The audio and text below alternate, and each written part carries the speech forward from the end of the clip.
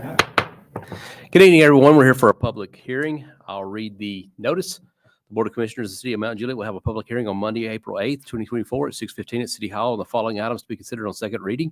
The first item is to annex 0.45 acres, 107 Maderas Drive, map 530, Group A, parcel 12, located within the city's urban growth boundary, rezone 102 Maderas Drive, map 530, Group A, parcel 14, from RS 40 to CRC. The third item is to amend the Mount Juliet City Code, Chapter 4, Alcoholic Beverages, Article 3, Section 461, locations for on-premise beer permits and measurement distance for on-premise and off-premise beer sales. And then the fourth item is to amend the fiscal year 2023-2024 budget of the following. The first one is to create a Deputy Parks Director Administration, transfer funds from finance to parks. The second is to transfer funds from legal fees from the finance department to the executive department. And the fifth item is to define the procedures for proposing charter amendments. The public is invited to attend and comment. Is there anyone who'd like to comment on any of these five items? If you would, I'd invite you to come forward to the podium and provide your name and address for the record.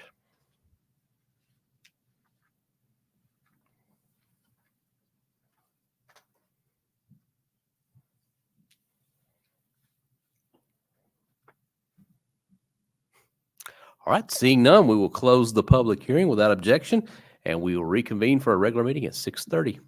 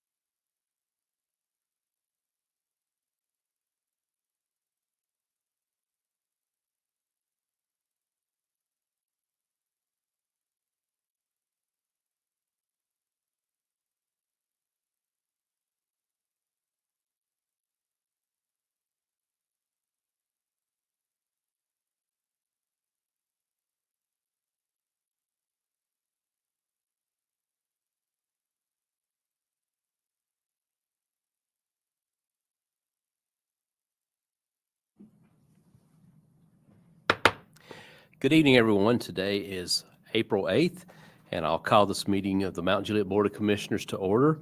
We have a quorum present pursuant to City Code 62210. With that, we'll proceed with conducting the business of the City of Mount Juliet. So if there's no objection, we'll set the agenda as published. Hearing no objections, we'll have it as published. There's copies of the agenda in the metal baskets by the doors if you would like it. Or if you're watching online, you can follow along online as well. We have a 136-page packet to go through, 6 items on unfinished business and 6 items on new business. So perfect balance. And with that, we'll move on to our next item, which is our invocation and pledge of allegiance. If we could, Mr. Beasley, would you be so kind as to lead us in our invocation and pledge? Yes, sir. Thank you, Mayor. If y'all will stand with me. Lord, we thank you for this day. We thank you for the sunshine. We thank you for another week full of opportunities. We thank you, Lord, especially for our elected body. Lord, we know that you have appointed them for such a time as this. May you fill them with wisdom throughout their duties as they serve their citizens, Lord, and they make important decisions that we have forward tonight on this Monday and every month. Lord, we thank you for our city management, our department heads, our employees. Lord, may they continue to be good stewards as our city manager continues to preach and have pride in our city at serving the citizens as best as they can. Lord, we also thank you for our police, our fire, our emergency first responders, Lord. May you be with them and offer them protection, Lord, throughout their day-to-day duties. Lord, we thank you for the citizens of this city as well, Lord, that continue to patronize businesses and continue to keep dreams alive and just make this one of the best places to live that has attracted so many people over so many years. Lord, we give you the honor, we give you the praise, we give you the glory, and we give you the thanksgiving. It's in your name we pray. Amen. I pledge allegiance to the flag of the United States of America and to the republic for which it stands, one nation, under God, indivisible, with liberty and justice for all. Thank you, sir. Next item on the agenda is an approval of the minutes. We have one set of minutes from the March 25th meeting. Motion. A motion? Second. And second, any questions, comments, or changes? All right, all in favor of the minutes, please signify by saying aye. Any opposed? The minutes pass. Next item is our citizen comments. This is your opportunity to address the Board of Commissioners. If you would like to address the Board of Commissioners, we'll open the floor. The podium will be open. We just ask that you give your name and address, and we'll be recognized for 3 minutes. Is there anyone wishing to address the Board of Commissioners? Good evening. Stephen Heckendorf, 393 Page Drive. So I wanted to follow up to the last meeting. There's 2 items I actually want to talk about. One is about the charter amendments. Now there's a little more clarity around it. I want to know what the problem is that we're solving. I don't know if there's been abuse in the past of this, of where the thought might be somebody's going to abuse it for their own power, but I actually think the way that it's being written, I think is actually more abuse, because one of the commissioners could come up and say, hey, I'm going to support this. It needs a majority. And then it needs I'd say almost super majority, 2/3 later after the election. So my thought is you can use this as a political weapon more so than it is today, because today it's going to go to the voters if you approve it twice. It goes straight to the voters after the second reading. So I am concerned about this. I actually think it's more politically motivated. Now it could be used more as a weapon, because then you could vote 3-2. You know it's not going to get 2/3 after the election. You just do it for the purposes of presenting it to the voters that, hey, I support this.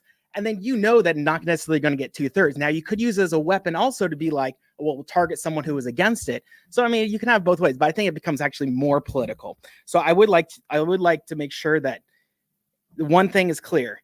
You could vote on something January of 2025, and it wouldn't go in front of the voters for almost 4 years. So I just want that to be known. It's a very long period of time. You might be able to be waiting around. The people might be waiting around to have a voice. The other item is the recall, I think, from how I read it.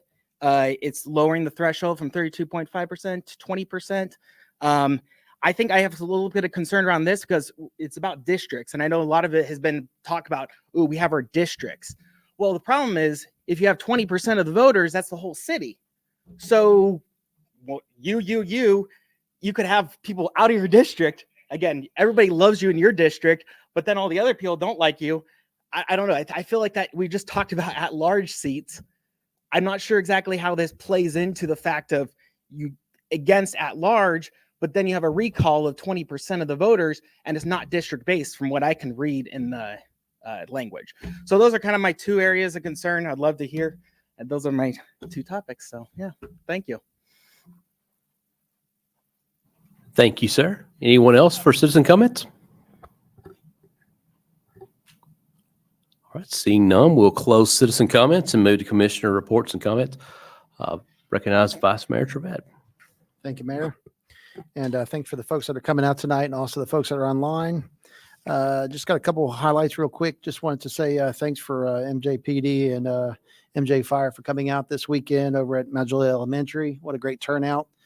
There was a lot of students out there and also just a lot of folks in my district that all had a great time. Got a chance to see some of the fire trucks and police cars and a lot of, just really cool stuff from the police department when it comes to some of their, bracelets and so forth. I've seen kids running around with that. So it was great. Happy Easter to everyone out there. I believe that this city does celebrate Easter for the day, for, God's day. I would like to highlight, it's amazing to see, how our country is being ran. I know that, like we all see it on the public, news and so forth.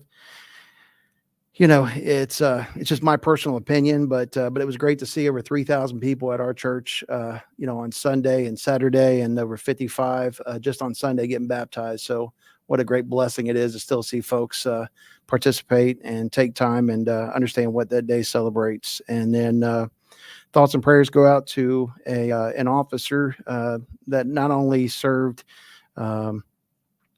his county, but he also served our elementary, Brian Hudgens, great officer. My kids grew up with him in Mount Juliet Elementary.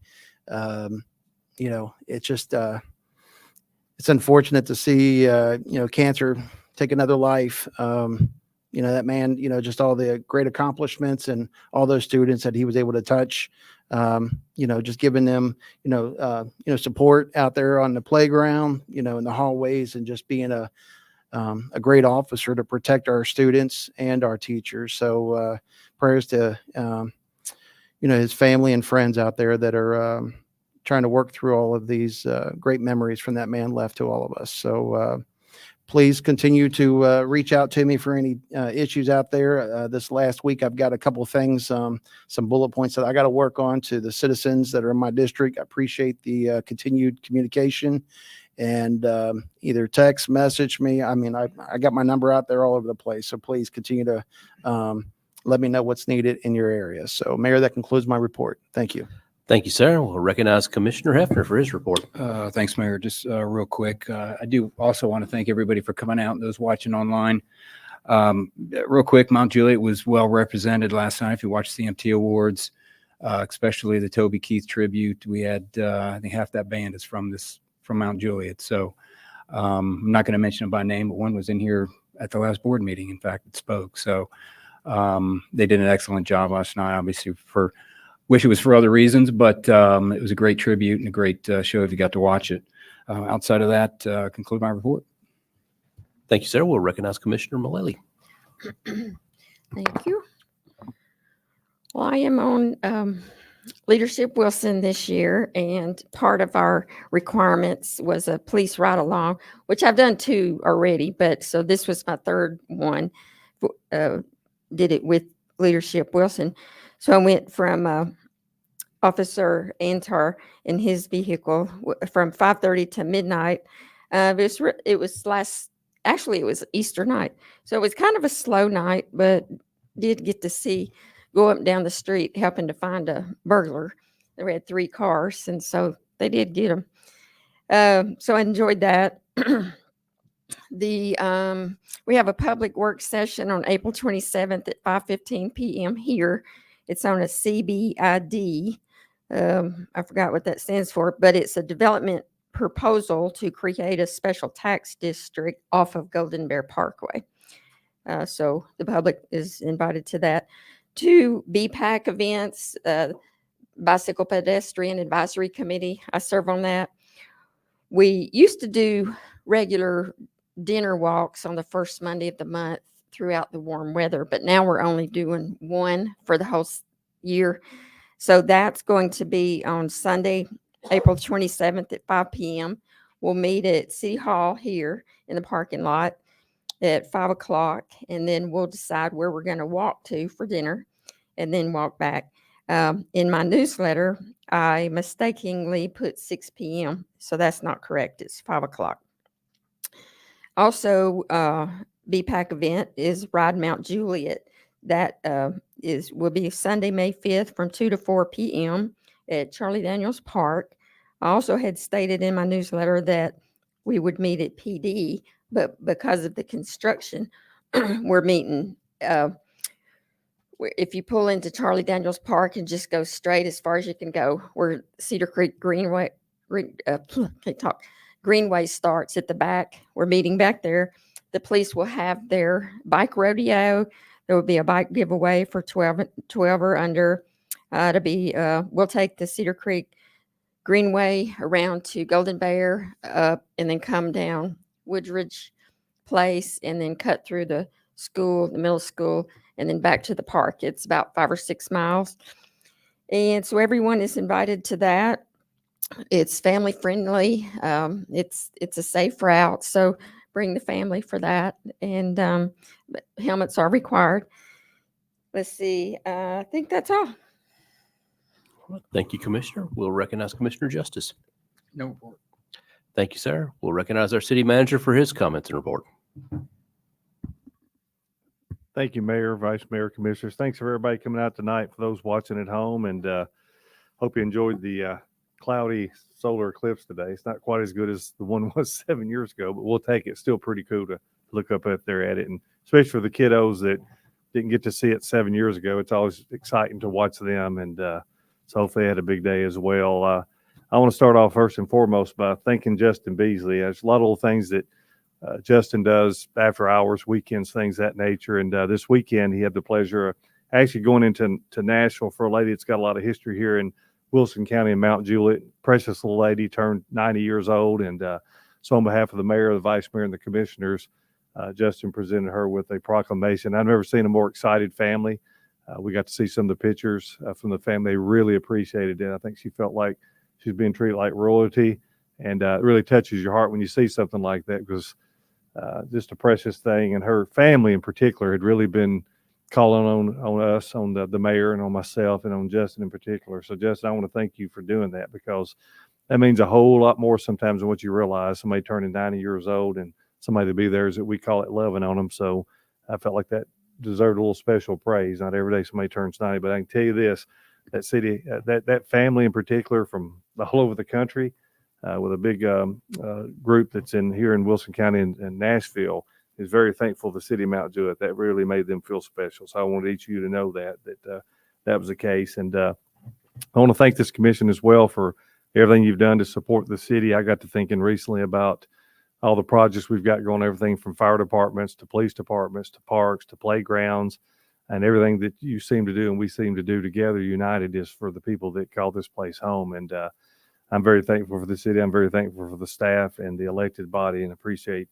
everything that you do.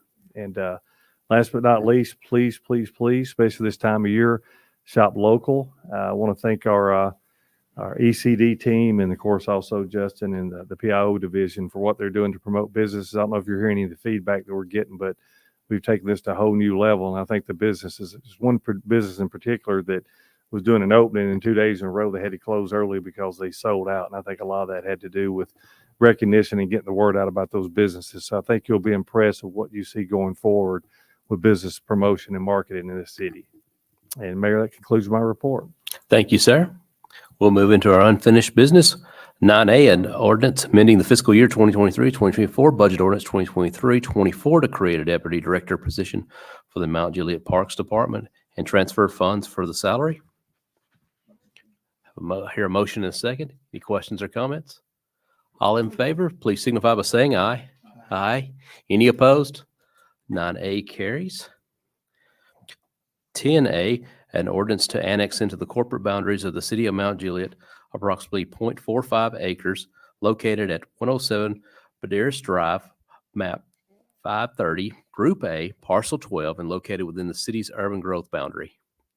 Is there a motion and a second? Hear that? Any questions or comments on 10A? All in favor, please signify by saying aye. Any opposed? 10A carries.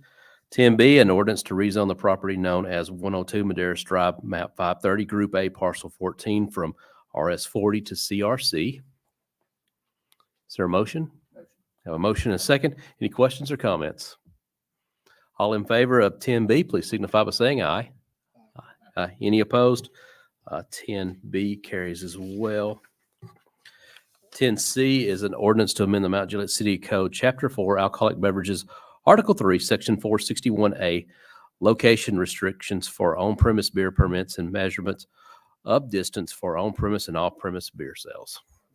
Have a motion and second. Any questions or comments? All in favor, please signify by saying aye. Aye. Any opposed? 10C carries. 10D is an ordinance to amend the fiscal year 2023-2024 budget ordinance 2023-24 to transfer funds from legal fees from the finance department to the executive department. Motion and second. Any questions or comments? Commissioner Mullally. I've already stated my opposition of paying beyond $10,000 at first reading, so I'm not going to do that again. But there is a pending default judgment for an open records document. So I would suggest this not be paid until this gets resolved. First of all, the problem is Mr. Farmer is charging for this document on 2 times on his invoice 32880. Once on 12/15, $390, and the second one on 1/4 for $520, totaling $910. Does the requested document exist or does it not? I know the city wants to be transparent because we always do. In my opinion, one of 2 things needs to happen. Either we defer until this judgment gets resolved, or Mr. Farmer shouldn't be charging for something, a document, if it truly does not exist. And therefore, if it truly does not exist, then the $910, in my opinion, should be deducted from the $3,000 line item transfer. So I would like to hear discussion on it.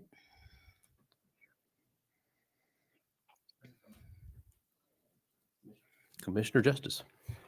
The question you're asking is about the documents that he is supposed to have in his possession or the city's possession. Which one is it? Ms. Marchetti, do you know? Well, it's called a draft proposal for future open hearings, and we were charged 2 times for it on the same invoice. Okay. This is the subject of litigation currently that Mr. Sori filed against the city requesting these documents. He's been told these documents were not in the possession of the city. They are drafts. They were done. They were never finalized. So yes, they were charged to draft them, but they were never finalized. So there is no document. So the work was done. There was no final document. So how do we get the? Sorry. Vice Mayor. You're going to ask that question? Yeah. Yeah. So how do we get those finalized? If we went ahead and started a payment on them, we started the process, but we haven't finalized them. So how do we get them finalized if we already spent almost $900? To get what finalized? Those 2 documents. If he There started, was no need to get them finalized. there was no need. No need to get them finalized. There were drafts on how they were going Yeah, to do. exactly. for a Then why public would we document, charge and- for them then? Nope, because time was spent to prepare those documents So and if, discussions were held. But the decision was made, we don't need those. so if the discussion, okay, so again, I'm not an attorney, so I'm just trying to understand. If somebody told this attorney or this, to build these documents and we needed them at the time, and then all of a sudden we didn't finish them, and now that you know, now that they're not finished, they're not going to be public record, but we already paid for them. So that's where I'm trying to figure out. So like, why would we agree to have him build these documents if we weren't going to use them? It's because at that particular time, the document we thought was needed. But as time progressed and over that time, it was not needed and it was scrapped. So there are no final documents to review. Same Will we thing need if you these drafted documents a in the contract- future? Same thing if you drafted a contract and the contract was never finalized and it was tossed out, you're Sure. still going to pay the attorney for drafting a contract, even though he didn't sign off on it. So that's what happened with this thing. All right, last question for Yeah. me. If we were to ask him to finalize these documents, will it be in our best interest for us to finalize these for future events, if there is any, or we No, just, these were related to this site particular specific. issue. Okay. Correct. all right. Yeah, I wouldn't recommend. Just wanted to clarify that. No, Thank no, you. no, you're fine. Thank you. Yeah, I wouldn't recommend encouraging to do anything else because the bill to write, I agree, to me was $97.50. So I would avoid that. Commissioner Lady. If there, if there was a document to begin with and then it was scrapped, isn't that draft copy considered open records? If it existed, it would be, but What- he what- never gave it to the city. But there was a document. There was not a document. He was scribbling on paper is what is my understanding. Is that not public? Y'all do whatever you want. I mean, I don't know. Is it not public? Well, I motion to defer until that default judgment is settled. Is there a second on the motion to defer? I'm a second. Has a second. We're on the advisement of deferral. Vice Mayor. Is there a possibility? Well, I know there's a possibility for us to go ahead and just pay the, you know, the amount that that we do owe up to the $900. Would that be something you consider? To at least, would that be something you consider? At least we get him paid for his services up to that point. I wasn't going to vote on this second reading anyway because of the things I had stated at first reading. So, but I would support a motion if you want to do that to pay it minus the 910. Okay. Right, we're on the advisement of deferral. Any questions or comments on the advisement? All right. Commissioner Justice. I'm going to throw this to Mr. Marchetti because I'm kind of unclear. I'm trying to figure this process out. What you're saying, he was going through and was in the process of writing these documents out. And before he finished the documents, then he was told, no, just stop, they're not needed anymore. Is that correct? Up to that point? That's a general description, which is accurate. Okay. Up to the point where he was told to stop, was there something created? Was there a work product that was created? According to Mr. Farmer, it was his scribbling notes like I do when I'm on the telephone talking with somebody, scribbling things out, et cetera, and so forth, a draft, typing something out, but it never finalized. And Okay, when so we if- did it, when we stopped it, it disappeared. It was gone. Is that It a was work, thrown away. is that considered a work product? His scribbling and this and that? Be work product, it'd be his attorney's work. Okay, so my question would be, would we not be entitled to his scribblings then? If he still had them, you would be, but they're gone. There aren't any. He threw them in the trash, is my understanding. Okay. On the floor. Commissioner Hefner. Conversations chargeable? If he has a conversation with somebody? Oh, absolutely. Okay. I mean, all the lawyer. Is there has anything his to time. produce? No, in there's a nothing to conversation? produce. Okay. No. So he there did the isn't. work, whether he scribbled it or whether he Conversations, communicated it. Discussions. He et billed us cetera. for it because he put effort into it. And I trust that everybody's already vetted the invoice out. So we need to pay our bills. And he's period. already taken out $1,500 of his statement for the alleged illegal meeting, which I still claim was not, but. I think you can even charge for thinking. Yes, you can. Oh, you, You Charge absolutely for can what? charge. Attorneys can charge for thinking. I think you can. There you go. But he's charging though for a draft proposal. So if that's what he's considering his scribbled notes, Yeah. he's charging for that, which evidently he threw in the trash. So that's still a document that's been requested. So if it doesn't exist, Correct. It doesn't exist. That doesn't mean he didn't spend the time working on it, creating it, thinking about it, discussing it with others. Just because a document doesn't exist does not mean the work wasn't done in the process of trying to create that document. The same as I mentioned on a contract. If an attorney spends time scribbling, working, amending a contract, and then the client says, it's off, send me a bill for what you did, and he does it. So, well, on 1.4, it says draft and send explanation of need for public hearing. Wouldn't that have a paper trail I haven't or a an clue. email trail? I haven't a clue. I'm sorry. Office with him. I do not work in his office. I recuse myself from the whole process. This is all second, third-hand information I'm Okay. giving you. Well, we're on deferral right now. There was a proper motion and a proper second. Any other questions or comments on deferral? All right. All in favor of deferring this for one meeting? Or to after the settlement of the settlement of the, apologize. It was a motion to defer this vote until the item is settled with, I guess, in Chancery Court. Okay. All right, all in favor of deferral, please signify by saying aye.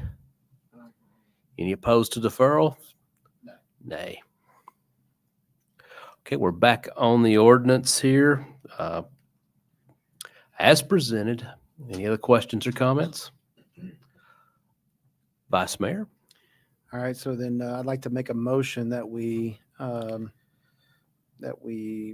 hold $915. I think is that the number that you came up? 910 until the Chancery Court makes their ruling, and the city pays the remaining balance of whatever that comes out to. I'll let somebody else do the math.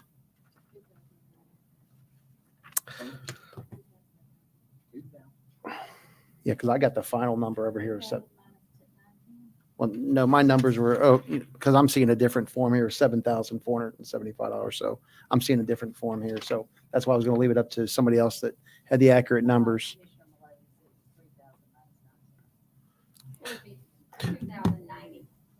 The balances. Yes, it would.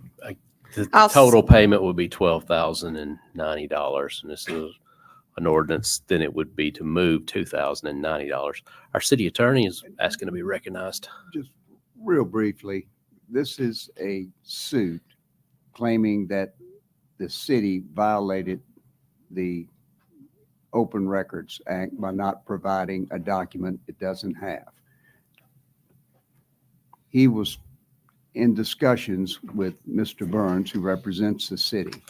There's nothing that's going to be revealed in this order or hearing, regardless of what happens in this lawsuit, that's going to make a document appear, or it's going to get into whether or not Bill Farmer spent the time he spent. So, I mean, you can defer it or deduct it or whatever, but I just don't want anybody thinking some magic happening is going to take place if and when this is heard.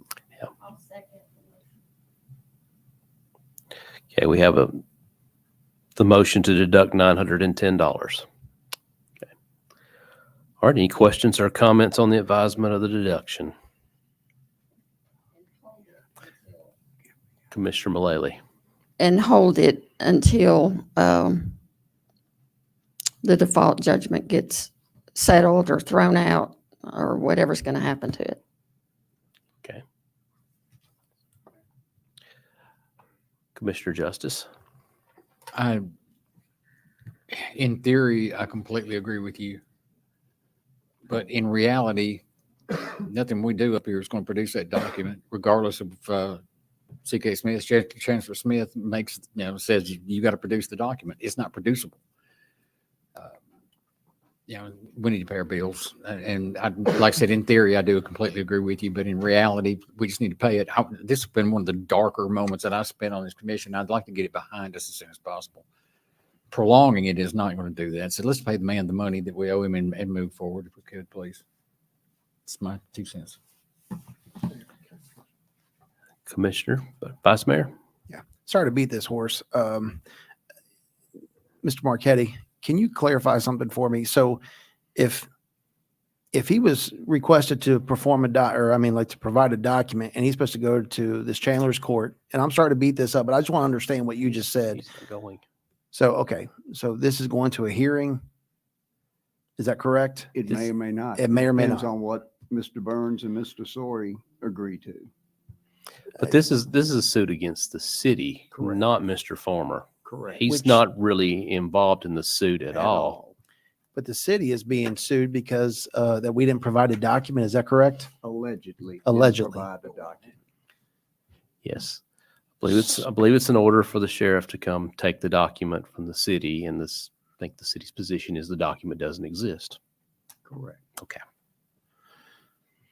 I'm going to withdraw this just to go ahead and just get this passed because we've done beat this thing up tonight. I'm sorry, but it sounds like it's going to be a waste of time. And unfortunately, I think the city needs to be careful. And when we're going to ask for a document, we need to have something in writing that they can be held accountable. If we're going to spend $900 for a document, I'd like to see a document. In my job, if I had a document that my company is expecting me to provide, and I've got to, waste my time on it, then I would expect to have that document. $900 of the city. I mean, heck, if I dropped $800 out of my pocket, I'd be upset. $80 out of my pocket. Now we just dropped $910 out of the city's pocket, which is taxpayers' money. So Jennifer, Commissioner, excuse me. I'm frustrated with you.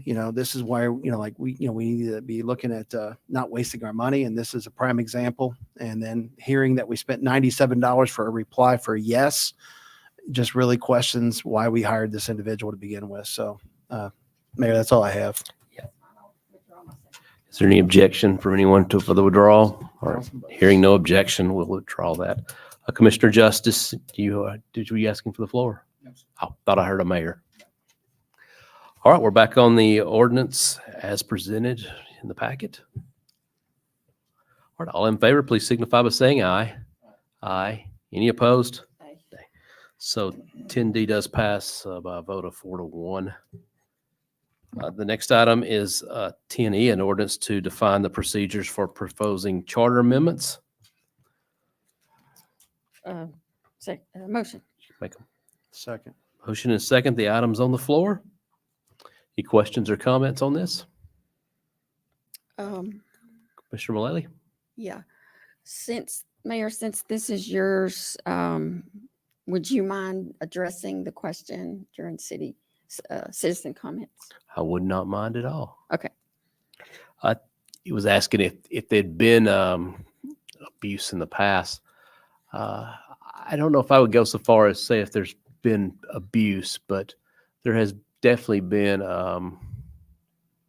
the timing has been very right on part.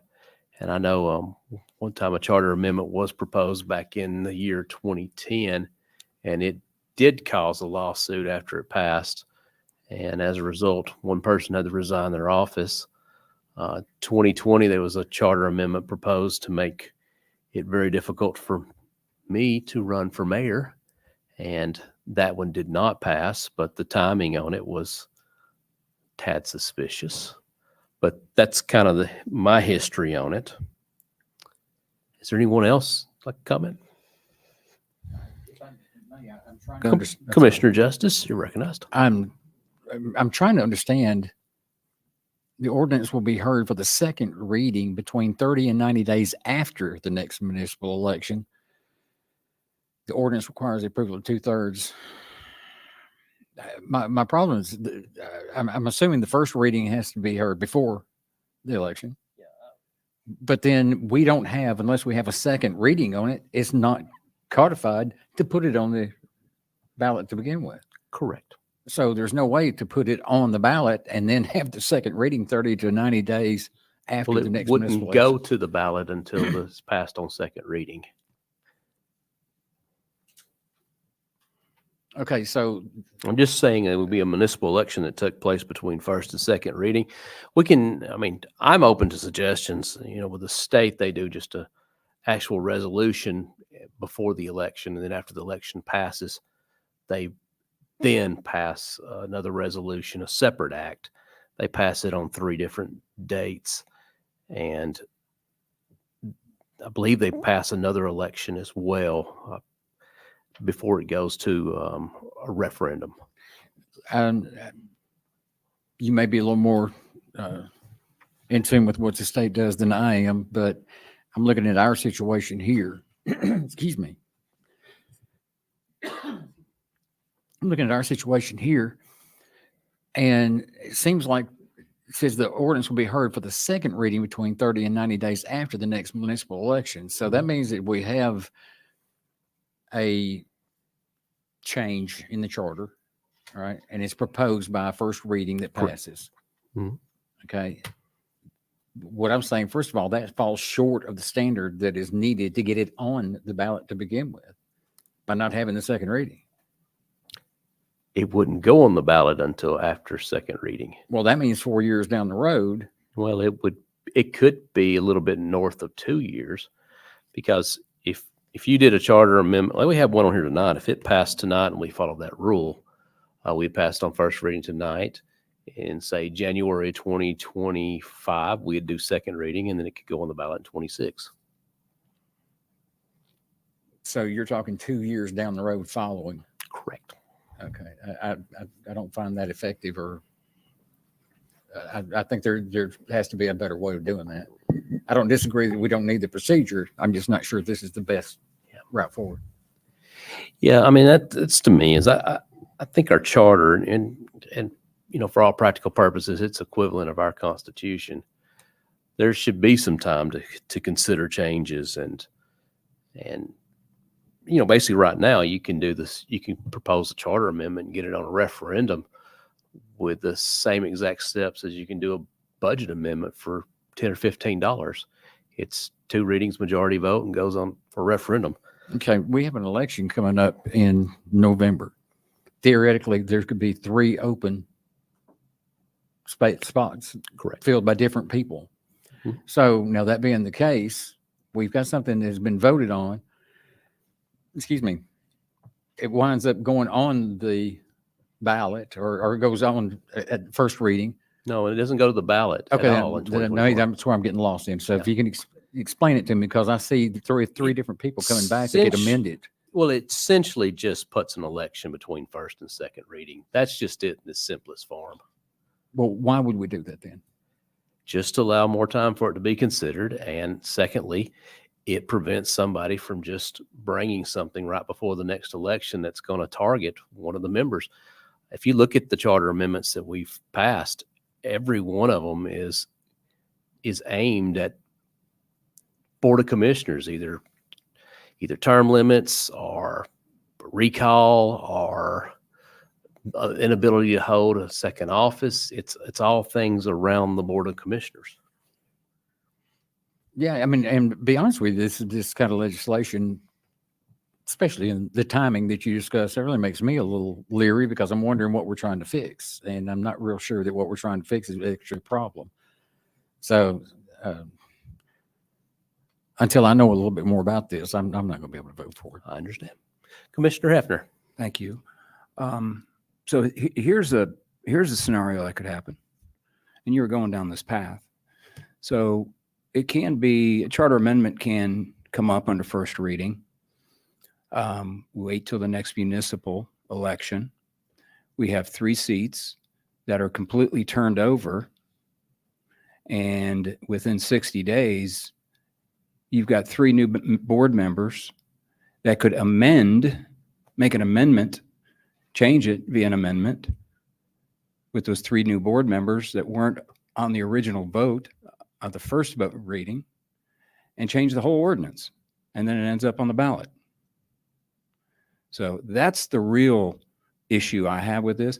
I get the timing thing. If we want to spread timing out or have 3 readings with a supermajority vote, I'm fine with that. But having a first reading with one board of commissioners, and then having the second reading with an entirely, well, at least 3 members, new board, does not make, to me, doesn't, you're going to end up voting on something that maybe wasn't in the original intent on the second reading, because it could be amended every which way, but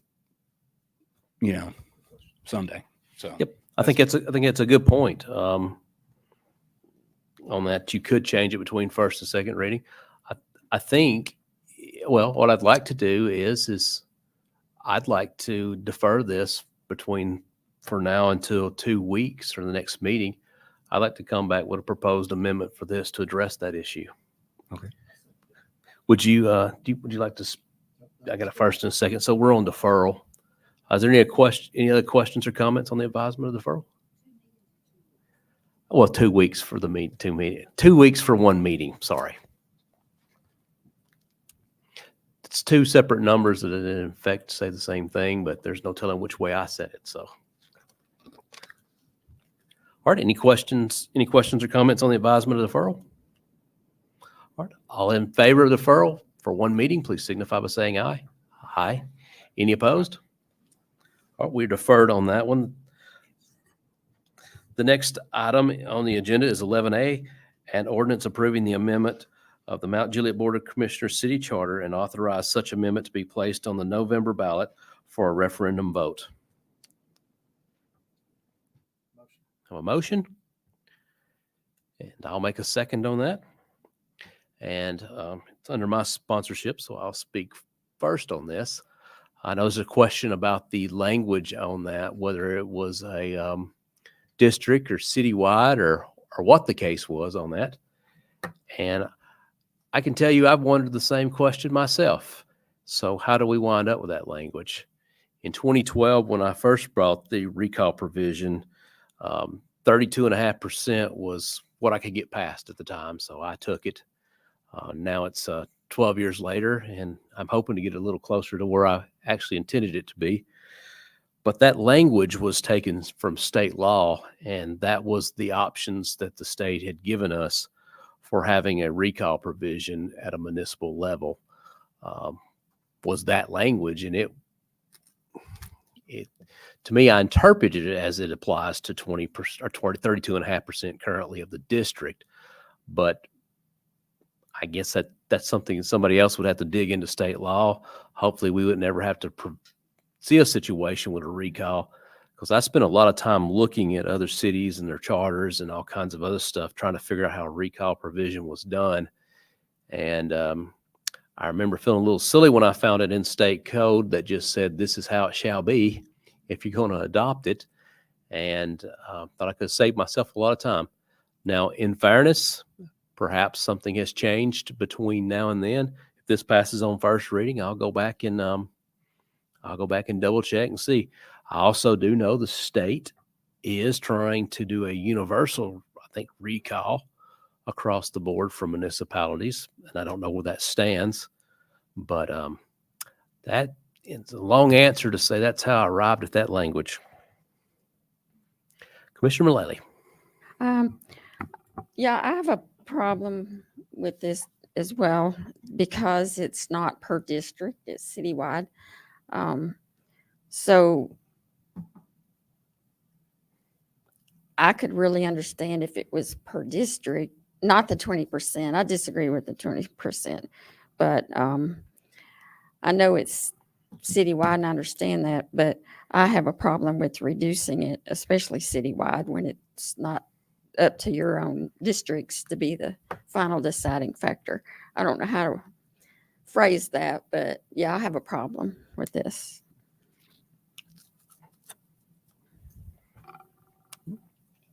Any other questions or comments? Commissioner Hefner? Question and a comment. What is, and I haven't read it, so do you know, hopefully you can help me out, or Mayor, what's the time period to obtain the signatures? Is there a time period of that? I know Metro. Days. Okay, I know Metro is 30 days. I believe it's 30 days. Okay, and the other comment is, kind of goes along, seems to be a theme. I don't know what problem we're trying to fix, other than I know in my election, I I pulled 2,600 votes. My opponent pulled 2,000. And if this is based on 20% in districts, somebody could very easily go find those 2,000 votes that voted against me and have me thrown out. I don't think that's very fair. Or are we creating a mechanism where we can make it easier to overturn what the citizens of Mount Juliet have done and voted on? I don't understand why this is needed. But anyway, that's my comment. That's my question. You answered it. Appreciate it. Yeah, I believe the 60 days is defined in state code as well. I'll confirm. I guess in a lot of ways, it's just my response to the dirty diaper scenario. And I was like, well, if dirty diapers and politicians is what you're referring to, why would we leave a dirty diaper on for 4 years? Let's give the people a way to address it as quickly as possible. Any other questions and comments? If I may. Yeah, sure. I'm going to agree with the others up here. If Commissioner Laley does something that upsets somebody and she goes to districts 1, 2, and 3, the people in districts 1, 2, and 3 are mad at you. That's not fair. The districts 1, 2, and 3 can go overturn what the voters of District 4 did. And I don't think we need to be making that easier. Voting is probably one of the more sacred things that we've got. And to just arbitrarily throw that away, talking about the baby with the bathwater kind of thing. No, I don't think we ought to be making that easier to do. I don't want my vote overturned. I didn't vote for you, by the way. I'm sorry, but not my district. I'm not sure what we're doing here. This is making me really nervous trying to change charter, charter amendments, things of this nature. We've got a lot going on in our city that needs to be looked at and addressed in a positive manner. And for all the world, this just looks like we're trying to weaponize the charter. And that has happened in the past. And James, I'm sorry, Mayor, you and I agree that it was aimed at you at one point. And so I'm not disagreeing with that. I was there. We're bigger than that and we're better than that. Let's move forward. Let's get some really, really good things done here in Mount Juliet. And let's quit trying to fix things that aren't broke. Vice Mayor? Well, I just want to highlight two things because last meeting, obviously, we did discuss the term limits, and that was something that, again, I was trying to see what options we had here because we start looking at terms. It was also discussed tonight, from another commissioner here about 3 new individuals, because if we do have that opportunity where we get 3 new individuals that come up here, that are elected, and all of a sudden they have issues. So this kind of fixes some possibilities where if you do have a, commissioner or mayor or anything else like that goes rogue, it's each district holding each other accountable. So, I do see, in your district, there needs to be some type of, accountability there. Like you were elected in your own district. Yes. I mean, hopefully the state can be able to get this fixed, but at the same time, in my opinion, this was just something that we could be able to, to be able to look at again, so we don't lose history. Okay. Because again, if we've got commissioners that have been up here and heck, I mean, we actually got one commissioner up here that's been up here for 21 years. So that's a lot of history. You know a lot about Mount Juliet. You also have a lot of history, being on this board about past votes and so forth. So there's a lot of opportunity there as well. So in my opinion, this kind of fixed both areas when it comes to the term limits as well as addressing some of these other folks that are new. So that's why I seen this as an opportunity. And that's all I wanted to kind of highlight there, Mayor. Thank you.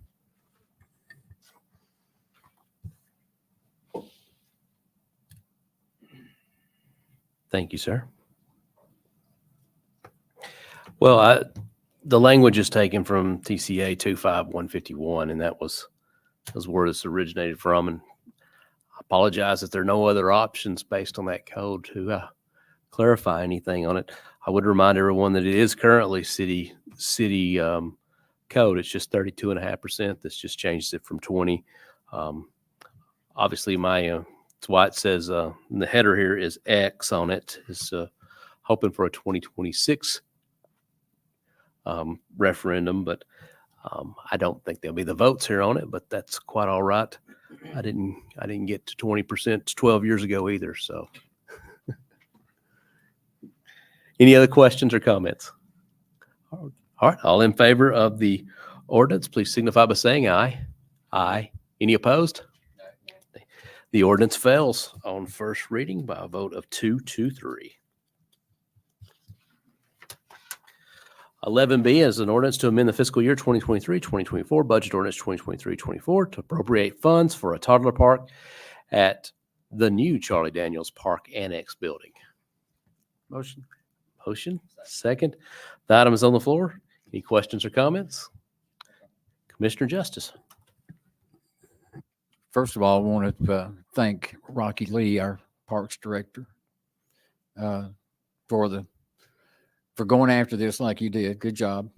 It tickles me to death to see this. Obviously, it is in my district, and there's a lot of history that goes into the playground that we've got over there, Planet Playground, which I don't think anybody gets enough credit for what happened to create Planet Playground when it was actually built.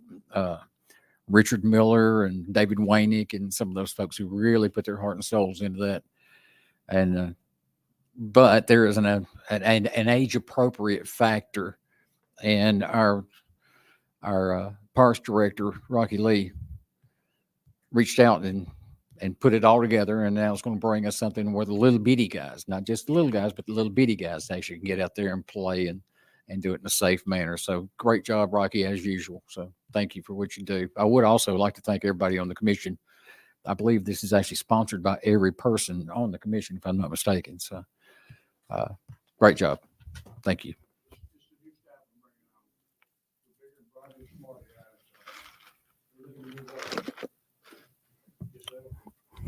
Vice Mayor. Mr. Lee, thank you, sir. Again, you've outdone yourself. Just got a couple quick questions because I know that there was some questions out there. So is there going to be age restricted on this or? Yes, sir. The playground, the toddler yard will be 6 months to 36 months. We have 2 playgrounds in Charlie Daniels already, one from 5 to 12. From 2 to 5, that's my toddler park that's existing now. Then I've got 5 to 12 on the Planet Playground. So this will cover all of them. This won't have any slides or anything like you'll see in the pictures. Mm-hmm. This is mostly just for interaction for the small tots, 6 to 36 months. And do we have places for the parents to be able to sit to? I We don't see will. them sitting on these little benches. There will be some adult benches there also. Okay. Yes, sir. And then where are we at with, the last question I have is for security for these, for these folks, because I know that we've got a lot of great camera, it'll be- protection and so forth. Yes, sir. I know this is a new building, but Yes, will sir. that be completed before this as well? There'll be a fence around it, secure fence with cameras right over top.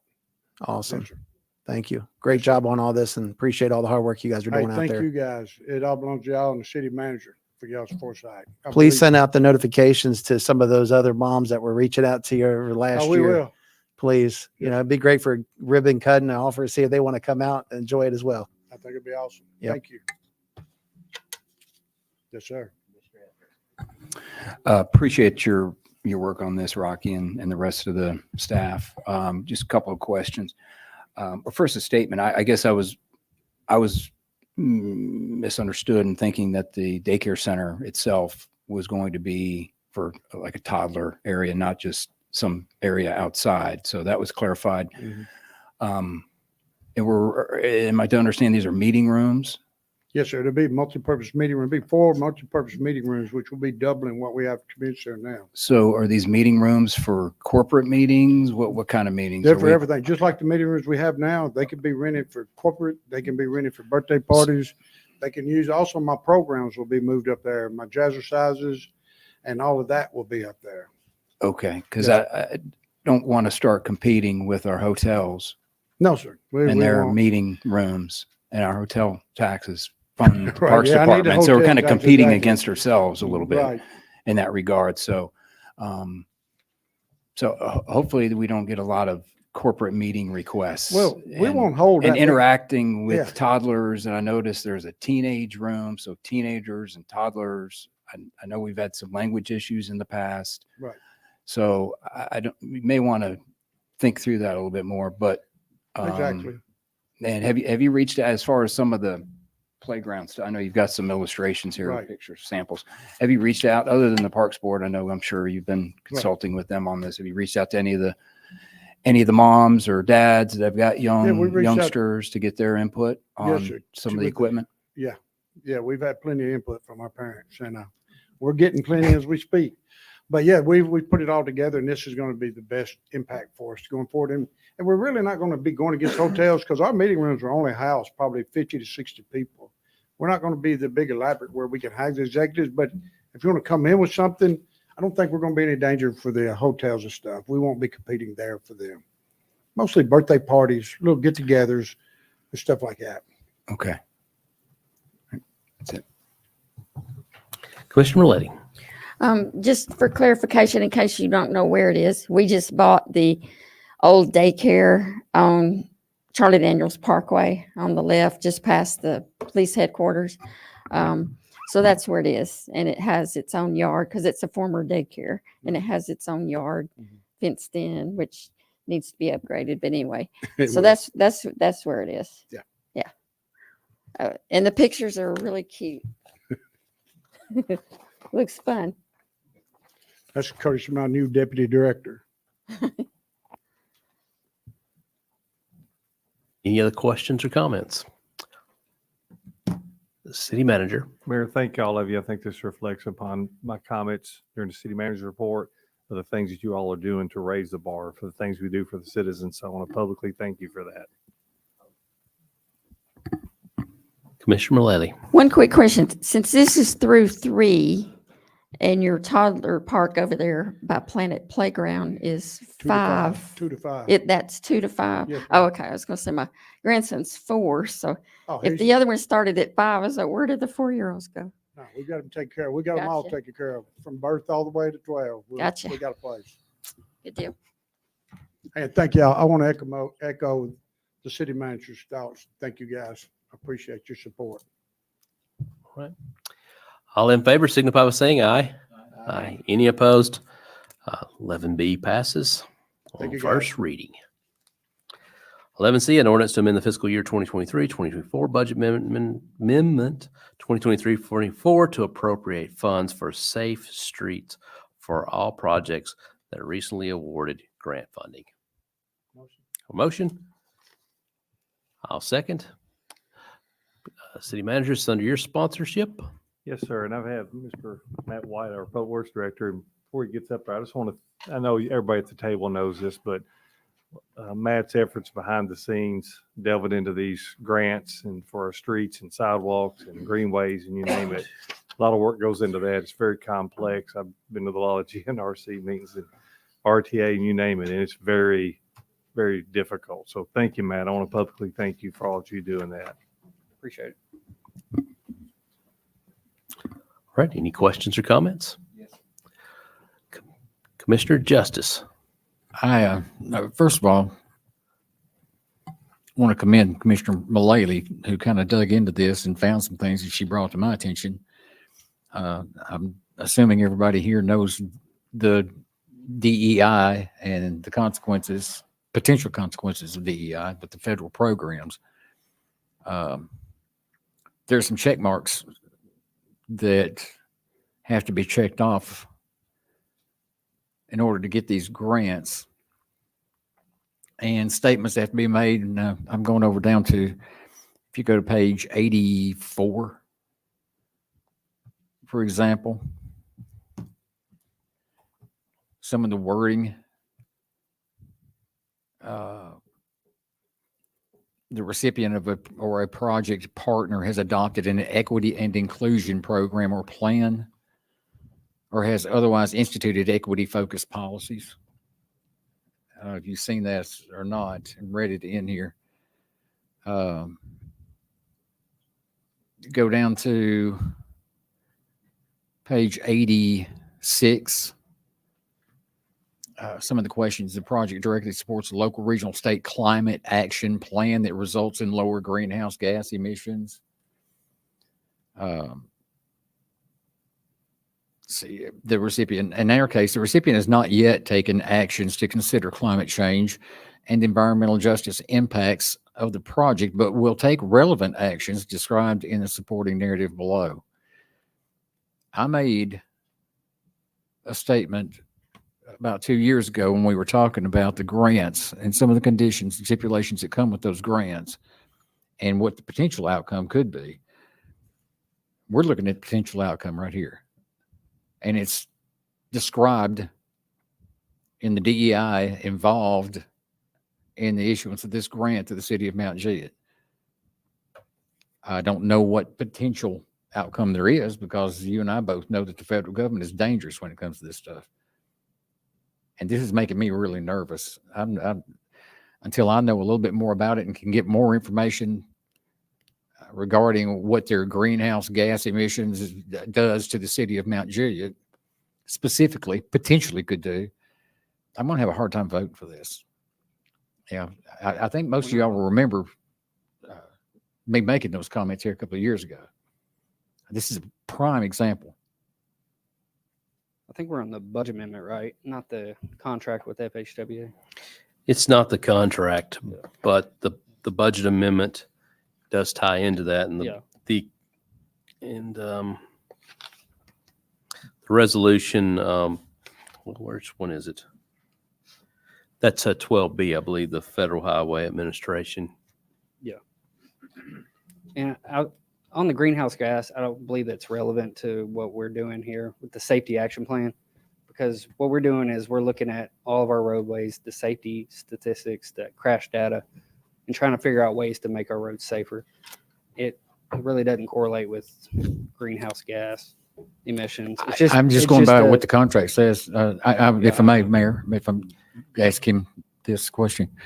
It says, and this one is checked. It's one of the boxes that is checked, but it says that the recipient has not yet taken actions related to the project to create good paying jobs with the free and fair choice to join a union and incorporate strong labor standards. But before beginning construction of the project, we'll take relevant actions described in the supporting narrative below. Yeah, and there's no construction involved with this, what we're doing, this safety action plan. It's just a Well, if we get plan. federal funds, though, to do the construction that is recommended by this actually holds us to having to support the free and fair choice to join a union and incorporate strong labor standards into the construction portion. But of we're it. not going for the construction funds yet.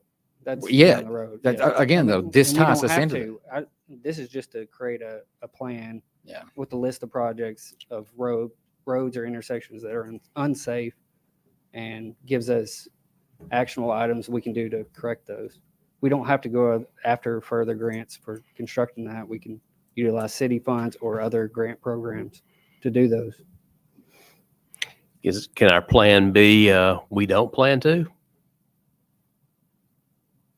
We can still plan to fix these issues, No, I but mean- not using the Safe Streets for All funding to. Well, I fix mean, them. like when it talks about that, you got to do X.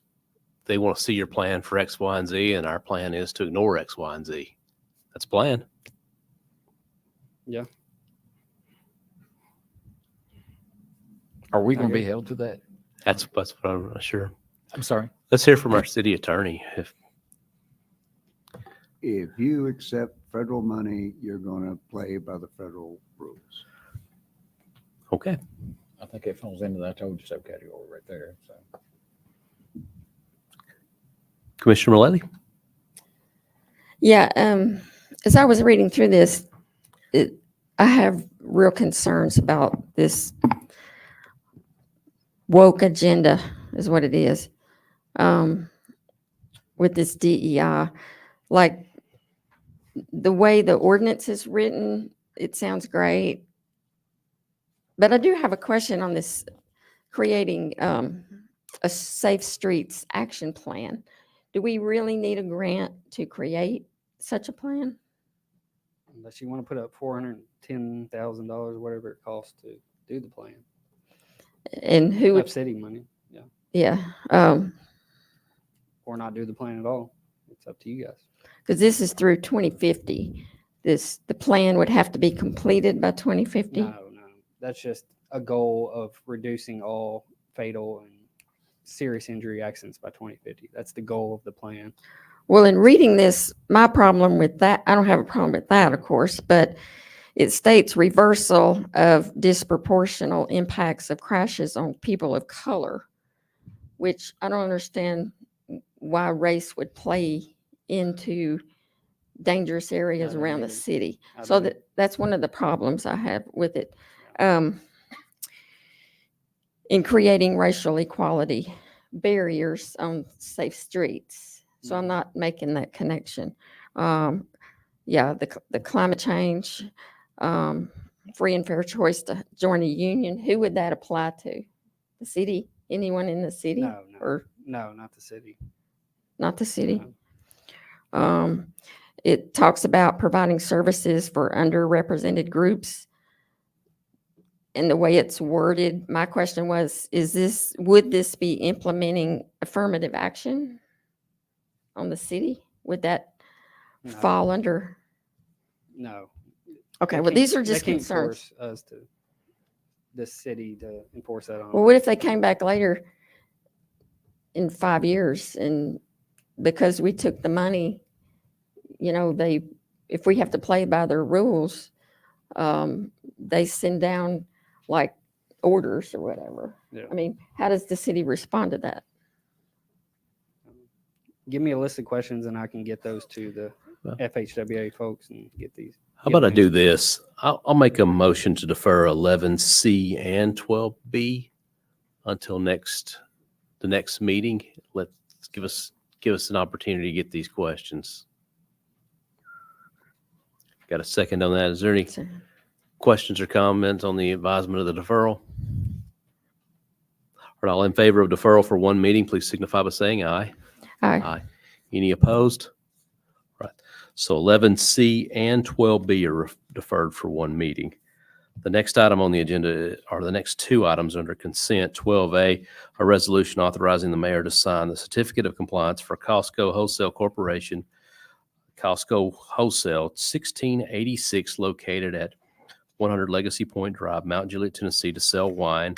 And then 12C, which is a resolution authorizing the execution, terms, issuance, sale, and payment of general obligation bonds series 2024 of the city of Mount Juliet, Tennessee, and provide the details thereof. A motion? And a second? Any questions or comments on those two items? All in favor, please signify by saying aye. Aye. Any opposed? Two items pass on consent. That concludes our agenda. If there's no objections, we will adjourn. Hearing none, we're adjourned.